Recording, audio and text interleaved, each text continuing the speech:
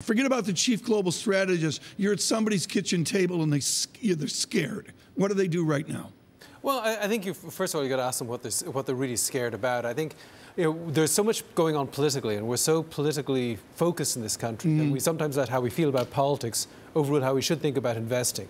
The reality is the economy speeded up last year because of a tax cut. It slowed down again.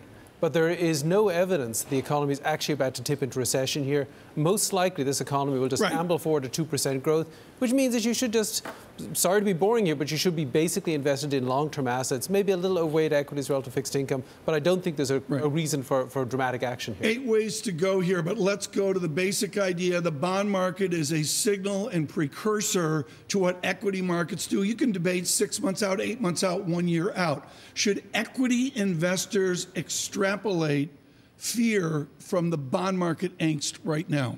I don't think so.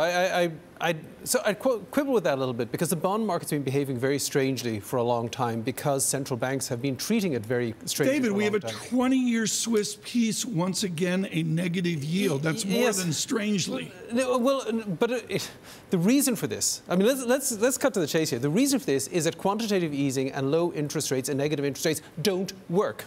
And because the medicine doesn't work, central banks have to give stronger and stronger doses as the patient gets sicker and sicker. It doesn't stimulate aggregate demand. It doesn't help the economy. It actually causes the economy to slow down. That's why it doesn't work, and that's why we're stuck with low and negative rates. Great. I can just see Francine, Jamie Dimon, and Jacob Frankel at home going, what the hell is Kelly saying? Central bank action doesn't work. Oh, Francine, please. I don't know. David. Yes, okay. Go ahead. Okay, but overall, so does it mean that we should ignore all of these market moves? No, I mean, let me be clear. I mean, I think the central banks have good intentions here. But what we've seen in the United States actually was a quite appropriate raising of interest rates to, a very low level, but at least a manageable, positive level by the Federal Reserve. And the U.S. economy is doing okay. In Europe, we're maintaining negative short-term interest rates. It's not doing any good at all. So what I'm really saying is that super negative or super easy monetary policy in an already growing economy does not generate inflation, does not generate aggregate demand. It's much better to normalize interest rates and let the economy operate in a more normal fashion.